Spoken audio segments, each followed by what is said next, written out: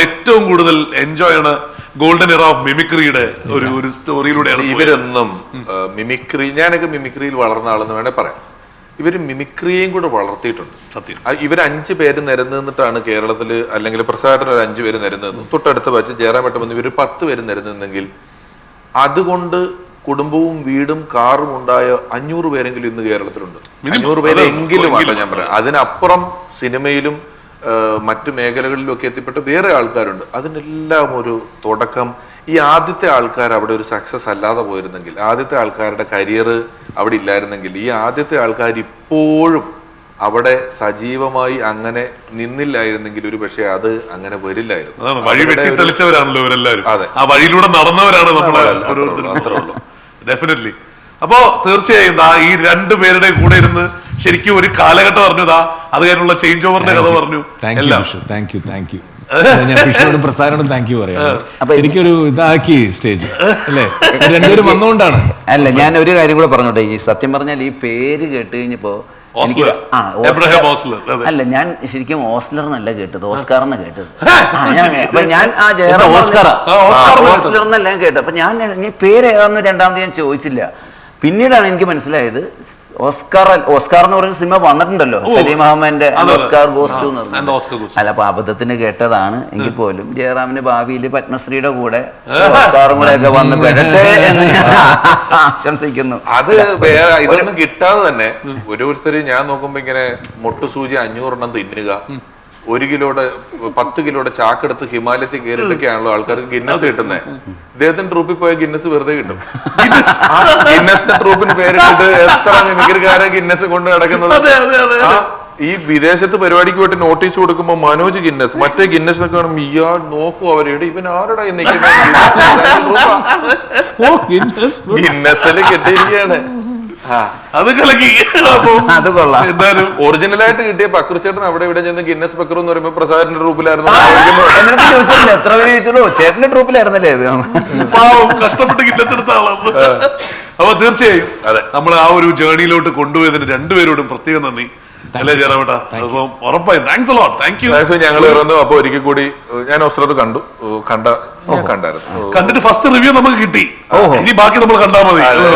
അത് ഗംഭീരമാണ്. ഈ പറഞ്ഞ പോലെ ജയറാമേട്ടൻ എന്ന് പറയുന്ന ആള് ഇപ്പം മറ്റു ഭാഷകളിൽ വളരെ തിരക്കിലാണെങ്കിലും ഞാൻ വളരെ വലിയ പ്രതീക്ഷയോടെ ആഗ്രഹത്തോടെ ചെയ്യാത്തതാണ് കേട്ടോ. പടം അദ്ദേഹത്തെ തേടി വരാത്തല്ലാതെ എനിക്കറിയാം.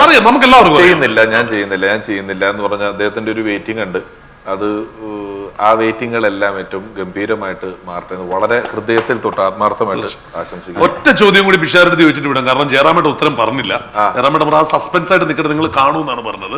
കണ്ട ആളെന്നുള്ള രീതിയിൽ ഒരു ചോദ്യം എന്താണ്, തിയേറ്ററിൽ പോയി ഓസ്ലർ കാണണം, എബ്രഹാം ഓസ്ലർ കാണണം എന്നുള്ളതിന് വ്യക്തമായ ധാരണ ഓൾറെഡി ബിഷുവിനുണ്ട്, കാരണം ബിഷു കണ്ടതാണ്. അങ്ങനെയാണെങ്കിൽ എന്തുകൊണ്ടെന്ന് പറയും ബിഷു? നമ്മുടെ സിനിമ കാണുന്നത് എന്തുകൊണ്ട് എന്ന ചോദ്യത്തിന് ഉത്തരം നമുക്ക് എന്റർടൈൻമെന്റ് കിട്ടണം എന്നുള്ളതാണ്. എന്റർടൈൻമെന്റ് എന്ന് പറയുന്നത് എപ്പോഴും നർമ്മം തന്നെയല്ല. നമ്മൾ എൻഗേജ്ഡ് ആയിട്ടിരിക്കുക, നമ്മൾ ത്രില്ലടിക്കുക, നമ്മൾ പാട്ട് ആസ്വദിക്കുക, നമ്മൾ വലിയ വിഷ്വലുകൾ കാണുക. ഇപ്പൊ ചില പടങ്ങൾ ബാഹുബലി കാണുന്നത് വിഷ്വലാണ്. ഇപ്പൊ അതിനോടും നമുക്കൊരു ഒബ്സഷൻ ഉണ്ട്. നമ്മൾ അതുകൊണ്ടാണ് ടൂറായിട്ട് താജ്മഹൽ കാണാൻ പോകുന്നത്. ഇതിങ്ങനെ കണ്ടിട്ട് തിരിച്ചു വരുവാണല്ലോ, ഇത് പൊട്ടിച്ചോണ്ട് വരാനൊന്നും നമുക്ക് പറ്റില്ല. എന്നാലും 365 ദിവസം അവിടെ തിരക്കാണ് ഇത് കാണാൻ വരുന്ന ആൾക്കാരുടെ. അപ്പം ഏതൊക്കെയോ തരത്തിൽ നമ്മളെ എന്റർടൈൻ ചെയ്യിക്കുക എന്നുള്ളതാണ് ഒരു സിനിമയുടെ വലിയ ലക്ഷ്യം. ഒപ്പം മനുഷ്യന്റെ കലാപ്രകടനങ്ങൾ കാണുക, മറ്റു മനുഷ്യനെ അഭിനയിച്ചതും കാര്യങ്ങളൊക്കെ കാണുക. അങ്ങനെ നോക്കുമ്പോൾ മിഥുൻ ഈ ഒരു മേഖലയിൽ മിഥുന്റെ ഈ സസ്പെൻസും ത്രില്ലുകളൊക്കെ ഉണ്ടാക്കുന്ന വളവുകൾ ഉണ്ടാക്കുന്നതിൽ പുതിയ രീതിയിൽ വളരെ മിടുക്കനായിട്ടുള്ള ഒരാളാണ്. അതിന്റെ എഴുത്തുണ്ട്, മികച്ച അഭിനേതാക്കളുടെ നല്ല പ്രകടനങ്ങളുണ്ട്, നമ്മൾ വിചാരിക്കാത്ത ചില വളവുകളും തിരിവുകളും നമുക്ക് സർപ്രൈസുകൾ അതിനകത്തുനിന്ന് കിട്ടുന്നുണ്ട്. കുറച്ച് അധികം നാളിന് ശേഷം നമുക്ക് ജയറാമേട്ടനെ നമ്മുടെ മലയാളത്തിന്റെ സ്ക്രീനിൽ കാണാൻ പറ്റുന്നുണ്ട്. അങ്ങനെ ഏത് കാരണം കൊണ്ട് നോക്കിയാലും ഓസ്ലർ നമ്മൾക്ക് ഒരു പൈസ ഒരു ഈ അടുത്ത് ഞങ്ങളൊരു ഓണം ഷോ ചെയ്തു. അപ്പോഴും അവിടെ MLA ആരാണെന്ന് ഓർക്കുന്നില്ല, ഫസ്റ്റ് ഇത് ജയറാമിന്റെ നാട്ടിൽ ഇതാ എത്തിയിരിക്കുകയാണ് KS പ്രസാദ് എന്ന് പറഞ്ഞിട്ടാണ് എന്നെ ഇൻട്രൊഡ്യൂസ് ചെയ്യുന്നത്. അതൊരു ഭയങ്കര വലിയ ഒരു മെന്ററിന് കിട്ടാവുന്ന ഏറ്റവും വലിയ ഭാഗ്യമല്ലേ? അതെ അതെ, കാരണം മെന്റർ ചെയ്ത് കൊണ്ടുവന്ന ഒരാളെ അല്ലേ. പിന്നെ അത് മാത്രമല്ല, ജയറാം അത് ഒരുപാട് പറഞ്ഞിട്ടുള്ളതാണ്. ശങ്കര കോളേജിൽ പുള്ളി ഞങ്ങളുടെ പ്രോഗ്രാം എല്ലാം ഞങ്ങൾ വരുന്നതിന് മുമ്പ് അവതരിപ്പിക്കുന്നു, അത് കാണുന്നു, ഞങ്ങളെല്ലാം ശത്രുക്കളാവുന്നു. അപ്പോ കാരണം ഞങ്ങളുടെ ഐറ്റംസ്, അപ്പൊ അബേലച്ചൻ ആള് മിടുക്കനാണല്ലോ എന്ന് പറയുന്നു, അബേലച്ചൻ വിളിക്കാൻ പറയുന്നു. അങ്ങനെ ഈ ലാല് പോയ ഒരു ഗ്യാപ്പിലാണ് ജയറാം വരുന്നത്. ജയറാം വന്നുകൂടിയാണ് ഈ മിമിക്രി ഫീൽഡിൽ ഒരു ഗ്ലാമർ വന്നു വിട്ടത്. രാത്രി പലപ്പോഴും പ്രോഗ്രാം കഴിഞ്ഞിട്ട് പല ബസ് സ്റ്റാൻഡുകളിലൊക്കെ ഇങ്ങനെ ഇരിക്കും. എറണാകുളം ബസ് സ്റ്റാൻഡിലോ ഇത് രാവിലെ പെരുമ്പാർക്കുള്ള ബസ് അടുത്ത ദിവസം അടുത്ത സ്ഥലത്തേക്ക് പോകണം. അപ്പോൾ രാത്രി പ്രസാദിക്കായിട്ടിരിക്കുമ്പോൾ എല്ലാവർക്കും ഈ പ്രേം നസീർ ഞാൻ ചെയ്യുന്നതിൽ ഒരിങ്ങനെ ഒരു ശബ്ദം വരും. അതെ, രാത്രി 12 മണി 1 മണിയാകുമ്പോൾ പ്രസാദ് പ്രേം നസീർ കിട്ടിയിട്ടുണ്ട്. രാത്രി 12:30 1 മണി. അല്ല, വരാനുള്ള ഒരു ടെക്നിക്ക് ഞാൻ പറഞ്ഞു കൊടുത്തിരുന്നു ജയറാമിന്, ഓർമ്മയുണ്ടോ? അല്ല, അവിടെ തൊട്ട് ഇങ്ങോട്ട് ശരിക്കും പറഞ്ഞാൽ സ്റ്റേജുകളിൽ നിന്നും സിനിമയിലേക്ക് എന്ന് പറയുന്നത് ശരിക്കും മിമിക്രി, നേരത്തെ പിഷാർ റെഡ്ഡിയും പറഞ്ഞു, മിമിക്രിക്ക് ഒരു മിമിക്രി ഫീൽഡിന് തന്നെ ഒരു അപ്ലിഫ്റ്റ്മെന്റ് കൊടുത്തത് ജയറാമേട്ടനും അല്ലേ? ഒരു ഗ്ലാമർ വന്നതും അത് മാത്രമല്ല, നമ്മൾ എവിടെ ചെന്നാലും ഒരു നടൻ നായകനാകുന്നു എന്ന് പറയുമ്പോൾ കിട്ടുന്ന ഒരു വെയിറ്റേജ് ഉണ്ടല്ലോ, ആ വെയിറ്റേജ് ജയറാമാണ് തുടക്കക്കാരൻ. അതിനുശേഷമാണ് ഇത് ബാക്കി എല്ലാവരും വരുന്നത്. അവസാനം പിഷാരടി. അത് വലിയ വേറൊരു കാര്യമുള്ളത്, ജയറാമേട്ടൻ നായകനാകുന്നത് അക്കാലത്തെ ഏറ്റവും വലിയ ക്രൂവിന്റെ കൂട്ടത്തിലാണ്. ഏറ്റവും വലിയ ക്രൂ, സംഗീതത്തിന്റെ സെക്ഷനിൽ, ഡയറക്ഷന്റെ സെക്ഷനിൽ എല്ലാരും ഒപ്പം ഒന്നിച്ച് 2 പടമാണ് കമ്മിറ്റ് ചെയ്തത്. അതുകൊണ്ട് പടപടയുന്ന 2 പടം ഒന്നിച്ച് കമ്മിറ്റ് ചെയ്യപ്പെട്ട രീതിയിൽ ഹീറോ ആയിട്ട് വന്നിട്ടുള്ള ആളാണ് ജയറാമേട്ടൻ ആ സമയത്ത്. അതൊരു വലിയ അത്ഭുതവും ഭാഗ്യവും ഒക്കെയാണ്. മാത്രമല്ല ഈ പുള്ളി ഇപ്പൊ സിനിമാ താരമൊക്കെ ആയ ശേഷം ഈ പല ഫിലിം സ്റ്റാർസ്, മിമിക്രിയിൽ നിന്ന് വന്ന പല ഫിലിം സ്റ്റാർസ്, എന്ത് നിങ്ങൾ പറയണ ഇപ്പോഴും മിമിക്രി കാണിക്കാൻ പോണ കഥയാണോ?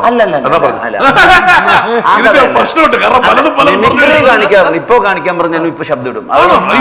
എനിക്ക് തൊണ്ടസുഖമില്ല അങ്ങനെയൊന്നും പറയാറില്ല. അപ്പൊ ചെയ്യും, ഏത് സ്റ്റൈൽ ചെന്നാലും.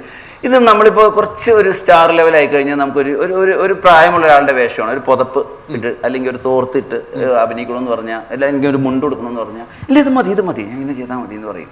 മനസ്സിലായില്ലേ? ഒരു തോർത്തിടാൻ പറഞ്ഞാൽ പോലെ ഇടാൻ ബുദ്ധിമുട്ടാണ്. ഇപ്പൊ ജയറാമിനടുത്ത് പറഞ്ഞ ഒരു പെണ്ണിന്റെ വേഷം കിട്ടണമെന്ന് പറഞ്ഞു കൊടുത്തു, അപ്പൊ പുള്ളി പെണ്ണിന്റെ വേഷം കിട്ടും. ഒരു രാജാപ്പാട്ട് വേഷം കിട്ടണമെന്ന് പറഞ്ഞാൽ, ഞാൻ ഈ അടുത്തൊക്കെ കണ്ടു ഈ പണ്ടത്തെ മിമിക്രിക്കാരൊക്കെ കളിക്കുന്ന പോലെ എന്നൊക്കെ പറഞ്ഞു രാജാപ്പാട്ട്. കാലങ്ങളായിട്ട് മഹാരാജാവ് ഞാനാ. ഇനി അത് ഞങ്ങളുടെ അമ്മ ഷോ നടത്തിയാലും, അബുദാബി ഷോ, ദുബായ് ഷോ ആണെങ്കിലും, അമേരിക്കൻ ഷോ ആണെങ്കിലും, ഓസ്ട്രേലിയ ആണെങ്കിലും, കഴിഞ്ഞ ഏകദേശം 25 വർഷമായിട്ട് മഹാരാജാവ് ജയറാമാണ്. നല്ല ഗ്ലാമർ ആണെന്നുള്ള ഒരു സങ്കല്പം. അത് മാത്രം അതല്ല, അമ്മയുടെ ഷോയ്ക്ക് സ്ക്രിപ്റ്റ് വായിക്കുകയാണ്. അപ്പൊ ഒരാൾ വന്നിരിക്കുന്നത് ജയറാമുണ്ട്. അപ്പൊ ജയറാമേട്ടൻ രാജാവ്. അതെ, എന്താ അവസാനം ഈ റാണി ബ്രിത്തിന്റെ കൂട്ടത്തിൽ ഓടിപ്പോകുന്ന ക്ലൈമാക്സ് ആണ്. അത് 25 കൊല്ലായിട്ട് 25 കൊല്ലായിട്ട് ആ കഥയിൽ അതാണ്. ഞാൻ മഹാരാജാവ്, മഹാറാണി മറ്റേ ഭടന്റെ കൂടെ മന്ത്രിയുടെ കൂടെ ആരെങ്കിലും ഒളിച്ചോടിപ്പോയി. ഒരു ജാറി ഇത് തന്നെ 25 കൊല്ലം.